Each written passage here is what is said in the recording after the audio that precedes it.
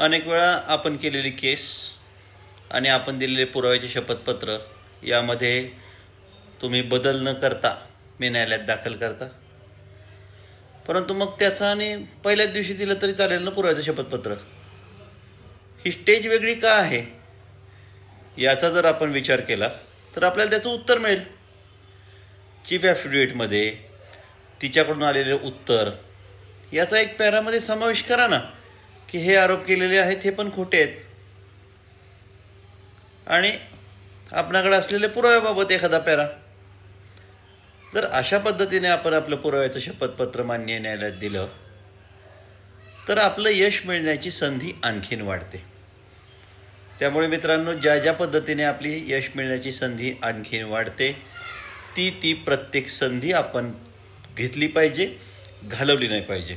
त्यामुळे पुरावा शपथपत्र एक महत्त्वाची स्टेज